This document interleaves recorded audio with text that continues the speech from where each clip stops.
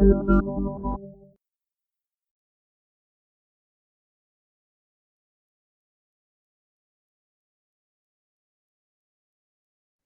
morning, everyone. Welcome to another edition of Off Limits.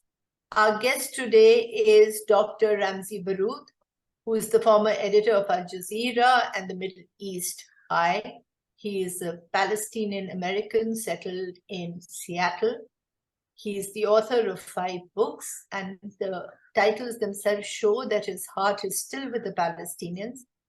His latest book is These Chains Will Be Broken: Palestinian Stories of Struggle and Defiance in Israeli Prisons.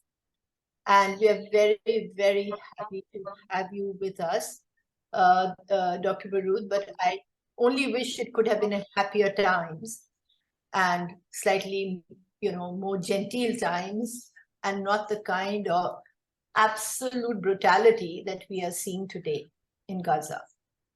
I had read an article of yours, or it was an interview very recently, and where you had spoken about your father and the fact that you could not send him any money. He had to sell his house, and that he was on the phone talking to you and saying that, goodbye, because he was dying. Now, the anguish in your words was very evident at that time. How much more has it multiplied today? Absolutely. Just one thing that we quite often talk about in times like this is that how relieved we are that our loved ones have died in relatively better times. I've repeated this many times since this whole thing started. Oh, thank God that my father has passed away, because I don't know what would have happened if he was in the Nusayrat refugee camp in central Gaza right now. So far, 5 of my family homes have been destroyed. 22 members of my family, including cousins and their children and their wives, were wiped out. Many of them are wounded. Many are still missing. Many are under the rubble. My father had terrible health issues. He had asthma. He could hardly breathe. He needed a machine in order for him to breathe every day.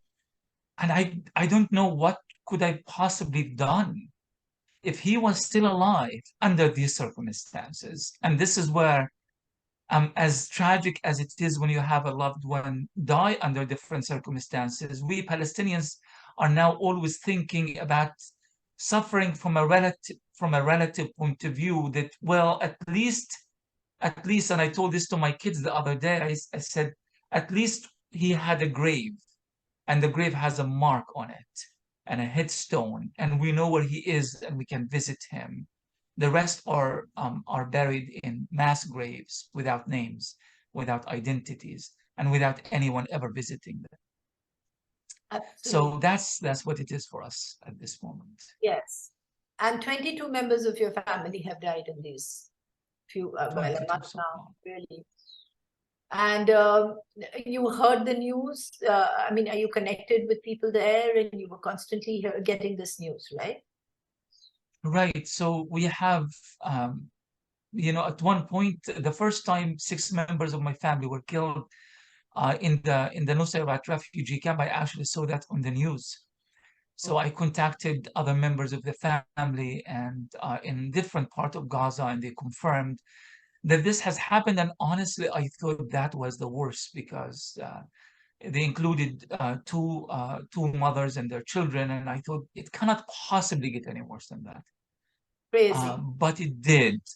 Then we had another family in Khan Yunis. 11 of them were killed, and so now it's just really following up. I have members of my family in the Shifa hospital, and as we know, the Shifa hospital has been raided by the Israeli military repeatedly in the last few days. One member of the family, his name is Abdul Rahman. He's my son's age. He's second year university student. He was taken out with his father, my cousin, who is in his 60s. My cousin was brought back to the hospital, and Abdul Rahman disappeared. Later on, his body was found in the square, outside the hospital where the parking lot is. a beautiful boy. And we've always been talking. Last time I visited, he wants to come to America. He wants to do his master's degree. I said, just finish what you can in Gaza and then we can talk. I had a lot of ambitions. And, it's just sometimes, to be entirely honest, I feel almost like a sense of shame talking about my family, because there are thousands of people Yeah. who have been killed, thousands of children, hundreds of families wiped out. And at the end of the day, you start thinking you lost 22, Al-Astal family lost 93. So you start feeling like, they just focus on everybody else. And as I've been saying this to everybody else, there will be a time to weep, but we can do this, some other time. This nobody could have expected this level, right? So when I mean, I'm not saying that whether that's right or this is wrong, but the point is that when the October 7th operation happened, now do you wish that it had gone some other way? Because look at the price the Palestinians are being made to pay. Or was it? So Yeah. yeah, that's a very good question, in fact. But if we just forget about October 7th for a minute, and just think about what has been happening in throughout the West Bank and Gaza in recent years, and Jenin in particular, Nablus, Qalqilia, Jericho, Al-Aqsa Mosque, the churches in Jerusalem, but also the ongoing siege on Gaza that has turned into a normal event. It's no longer that an event with any urgency in it, Yeah. even though 2.3 million people have been held captive within this small territory, are unallowed to leave or to return or to see doctors or to live a normal life. So the situation has been building up for such a long time. If you trace my writing prior to this, and I wrote numerous articles about it, I can't even remember how many articles ended with more or less a manifestation of the following statement: if the international community does not intervene immediately, something major is going to happen. The degree of violence is going to reach a point in which we are going to regret not taking action earlier. So for us, this was not, maybe we did not expect how dramatic the event is going to be. We did not expect the nature of the event of October 7th. Nobody does. Even the political leadership of Hamas was kept out in the dark. So nobody claims that we knew that this was going to happen, but we knew that something was going to happen. Even the Israelis themselves and Israeli intelligence reports have predicted something of this nature, because it turns out that you can push people to a certain point and there is going to be a breaking point. And it seems that Palestinians have reached that breaking point. Absolutely. There are a lot of players in this, and this international community that you have been addressing has been very indifferent and almost callous to the plight of Palestinians. I had covered the Beirut war in 1982, being the only Indian journalist actually to be able to reach there, despite the fact that we had no diplomatic relations with Israel. And I got a lot of help from the PLO at that time to go in. One of the places where I was dropped before I managed to enter Beirut was the Bekaa Valley, where all the Palestinian soldiers, but they were young students, they were young doctors, people who were studying from all different parts of the world, who had come and gathered there waiting for Arafat to call them in. And even then, and we were fed by the big media agencies, AP, AFP, Reuters. So you realize from the moment I entered and the 2 weeks I spent, every lie or half-truth was being busted. One was this so-called aid being given by the Arab countries. And the boys took me to this sort of a kind of a store, and they opened it. And it was full of, food and clothes and whatever they had sent. And they just put their hand in, pulled out a tin, opened it, it was full of maggots. So the Arab aid was full of expired items, torn clothes. And the Palestinians were saying, we're not beggars. We don't want this. We don't need this. And now you can see it up to another scale. I mean, there is no unity about a ceasefire as something as simple as that. because obviously it is going to come with conditions. So then there's no unity around it. And the Arab Gulf and Arab Saudi Arabia and others are pretty out of it, aren't they? I'm glad that you brought up this context, Seema, because it seems, and you brought it up because you lived it, you were part of it, and you understood it at a whole different level and profound level at that. And that's really the issue with the way that the media perceives this.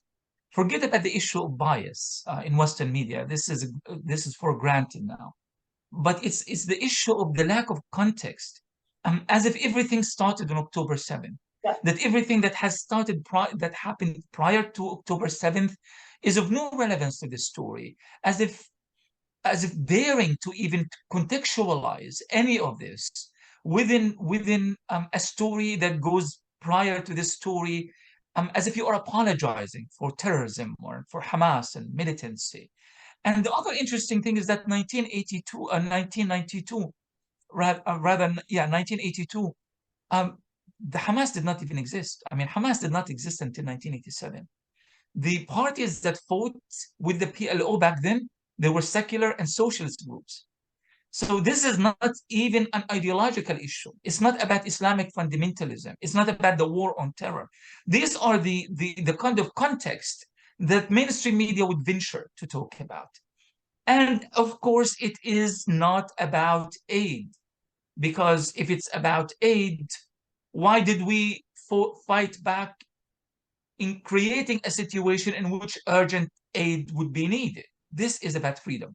It's about the fact that we are living under siege, where the military occupation of the West Bank and Gaza and East Jerusalem has become a normal day event, and nobody is hearing our pleas, nobody is paying attention to our people, and we are basically unimportant not only from Israel's point of view and from the Americans' point of view, but even from the Arabs, from the region's point of view.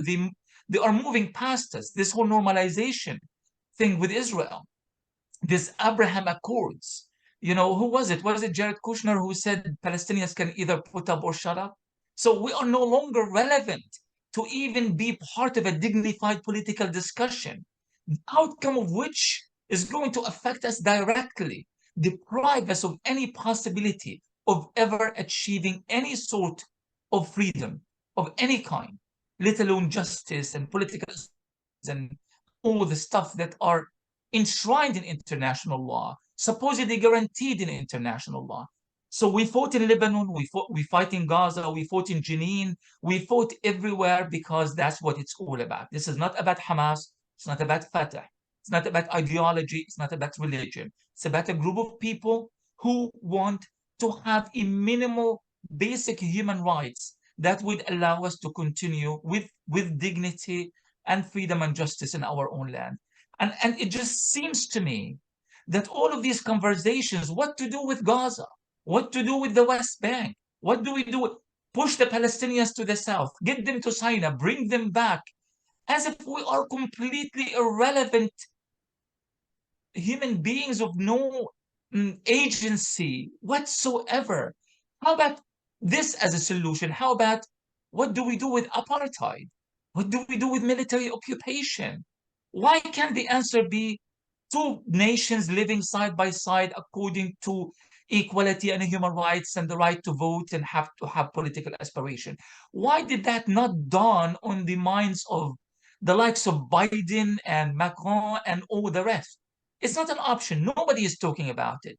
They keep pushing our families from one region to the other as if we are dispensable and irrelevant. And that creates the kind of resistance that creates these kind of problems for Israel and the United States. But nobody wants to actually talk about the roots of this problem. So then there is the Arab world, and then there's, of course, the Western world. And you have Biden, and you have the British government. I won't say Sunak because he's just fairly irrelevant in himself. And you have EU, now that Macron is sort of broken away from the G7, as it were. But you have governments insisting that there will not be a ceasefire and ignoring the millions who are marching on their streets. I mean, it's something so strange that the democracies of the world who are completely ignoring, who are completely supporting violence and ignoring the voices of their own people. I never thought we would see this day. How do you Absolutely. I react? mean, there is definitely a crisis of legitimacy, a crisis of democracy in the Western world now. This has been going on for a while. This has been happening for quite some times now. But it's never been so accentuated as it is in the case of Palestine and Israel and Gaza. We are not demanding, for example, that Olaf Scholz is going to suddenly rise on the side of the Palestinians and say Palestinians have the right to defend themselves. Nobody is expecting that. But to say that a ceasefire is going to serve Hamas, a ceasefire is a bad idea, and you know, and you are acknowledging that indeed thousands of people are dying. I mean, these are not our numbers. This is now the Americans are accepting. The Americans themselves are saying that it seems that in fact more people have died than is being reported after Biden initially began doubting the numbers provided by the Palestinian Ministry of Health.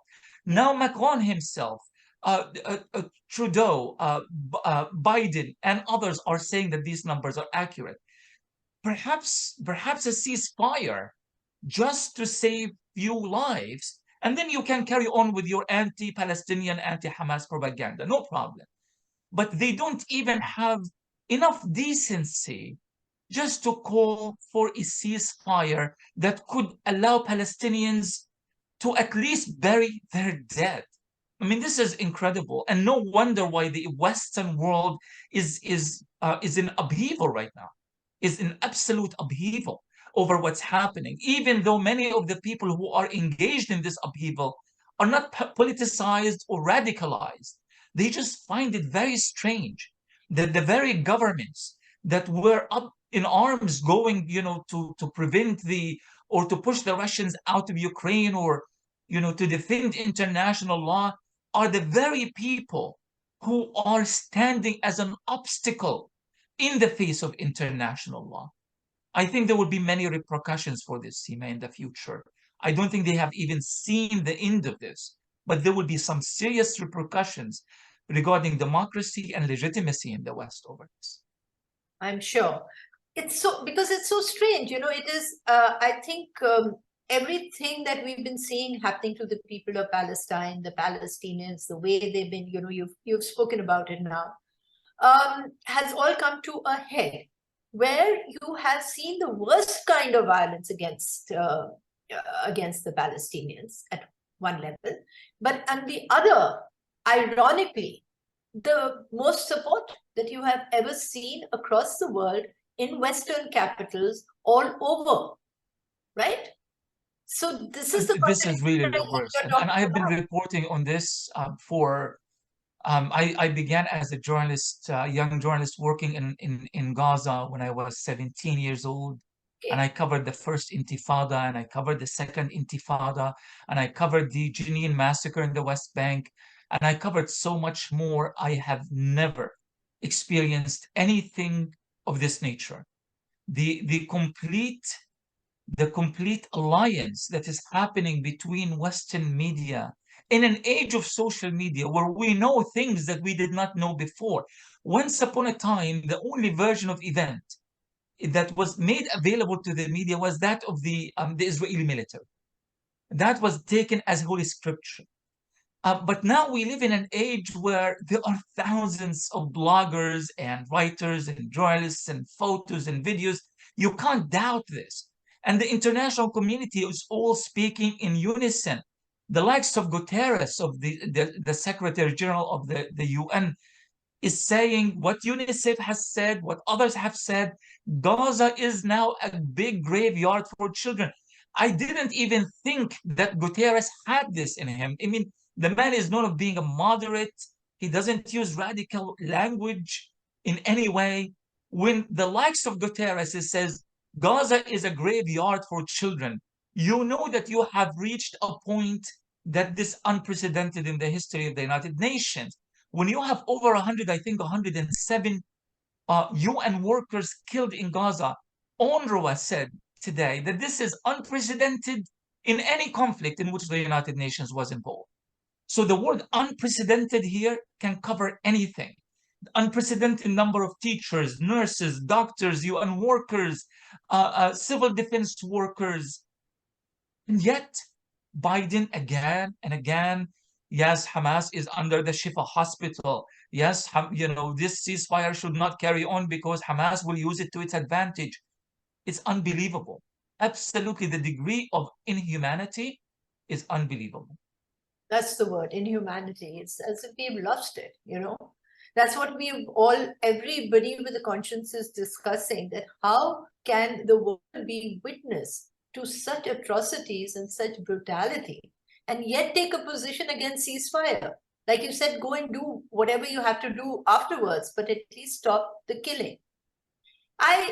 You've talked about your long experience as a journalist from within Gaza, from within the Palestinian people, from outside, somebody who's obviously involved because every Palestinian is involved, and you're more so. Arafat, Yasser Arafat, who for us was a hero when we were growing up, he died badly.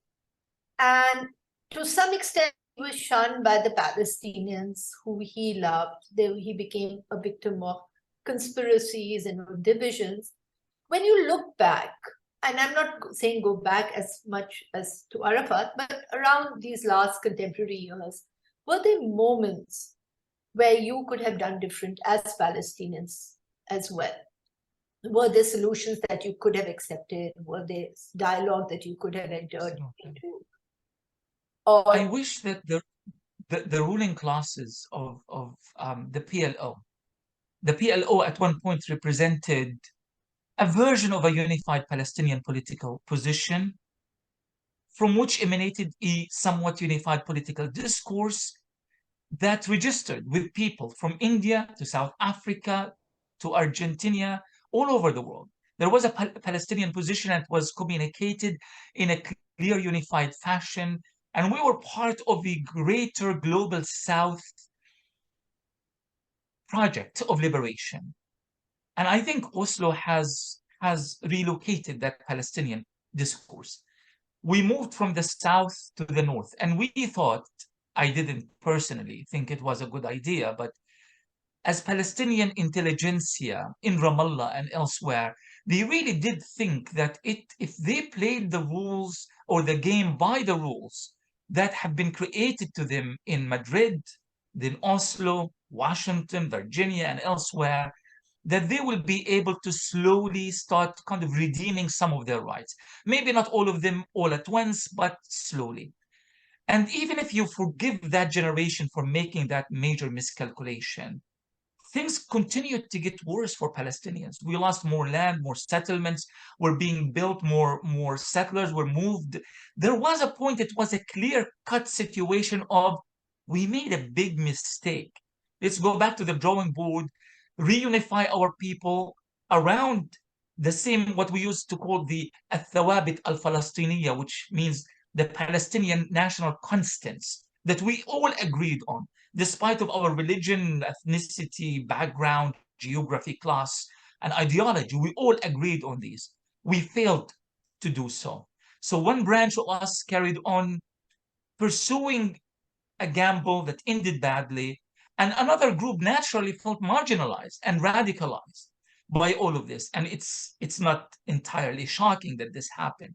And that's really where the roots of our current division is. My hope is that this situation in Gaza, and it's really difficult to look at the bodies of thousands of innocent people and start talking about hope. It's really difficult.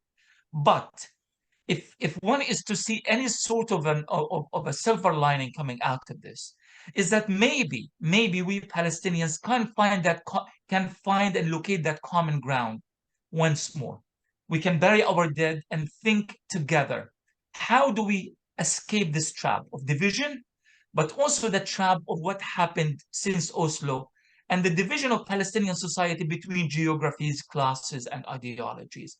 Because at this point, our loss is too deep for any personal gains and prestige and titles to matter in the least. Right. So, when we were talking of the people and the government, it must have also been coming back to you, the images of support and the images of rejection. What do you think is going to, I mean, you've talked about the future and how it's going to go. What do you think is going to prevail? And what do you think is going to really work for the Palestinians now? Apart from your own introspection and coming to terms with whatever is left at the end of it, you will need a leadership, you will need support, you will need some rethinking in some of the capitals of the world at least. You will need some support from people who are silent or countries that are silent like Russia and China as well. Right. So at this point, it's clear that Palestine is back, not only on the international community's agenda, is back on the collective conscience of humanity. I go to Seattle and I see a group of Native Americans marching alone with Palestinian flags, wearing their beautiful traditional outfits, and you go to some other town and some other place, you see people that you never thought that intersectionality would even apply to that group of people. Palestine is now back in its all of its power and glory as a unifying element. And I think really, I feel like it's even beyond Palestine at this point, because Palestine has always played a role that unified people beyond the geography of Palestine into something much bigger, from South America to Africa to Asia. And it's coming back in that way. And I feel like this is our moment to galvanize on the return of Palestine to the collective conscience of humanity. But there are so many issues we need to deal with here. The international system that is completely broken, the legal system that is smashed by American by the fact that the United States has absolutely no regard, not only for international law, but also for humanitarian laws. I mean, at least humanitarian laws, they don't even matter in the least. How do we mend that? How do we make international humanitarian laws relevant? Again, I think the battle that's going to happen after the end of this war is going to be a very decisive one. And I think it's going to happen at a global scale, and it's going to happen at the United Nations, at international institutions, but it's going to happen in streets, universities, churches, synagogues, and mosques, and temples worldwide. There will be an attempt to push this to the margins as if just an event that starts and ends with Gaza. So when you look back in this last 1 month, what is it that gives you hope? Because right now, all of us who are watching and who care for the Palestinians are not seeing that much hope. We feel that the situation is going to get worse. There is all these end plans that are being talked about by Israel and the Americans of robbing of yet another Nakba. So what gives you hope? And how do you think will Palestinians and Palestine and the cause survive this genocidal assault? Two things give me hope. Number one, my people, my family in Gaza. Don't worry about us. Everything is going to be okay. Alhamdulillah, they keep saying. All thanks to Allah. No matter what happens, you panic thousands of miles away and they are still steadfast. That gives me hope because I know it's not a personal choice, it's a collective choice. They are very strong people. They are extremely strong people, and they are grounded in this boundless faith. And it's not even a religious thing. It really is not. It's just faith in themselves and in the future, and in the fact that they have made a decision that there will be no Nakba, that they are not going to go anywhere, that they are going to stay and they are going to rebuild. And that gives me a lot of strength. The other hope comes from the people around the world.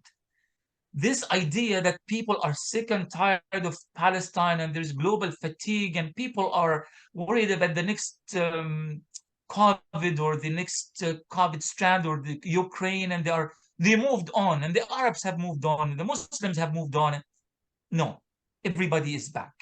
And they are united around the Palestinians, and the language that is being used is not judgmental language as we used to see in the past. People are giving Palestinians a lot of space. The voice of the Palestinian is resounding and is stronger and stronger than ever. And that kind of, it feels like this is not my own idea. I've heard this old Palestinian intellectual in Lebanon. He is in his 80s, and he says, this feels like the 60s all over again, where Palestine was at the head of national liberation agendas around the world. And he said, I never thought that this is going to happen before the day I die. It feels like it's the 60s again. The vigor, the energy, the determination, the faith is all back. It's our moment to invest all of this in truly bringing justice and equality and liberation for the Palestinian people. Thank you, Dr. Baroud. I'm going to end on these words of hope and optimism, because that's what humanity survives on.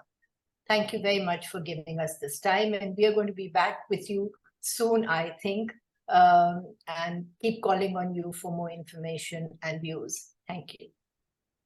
Thank you very much, Seema. My pleasure, and keep up the good work. Bye-bye.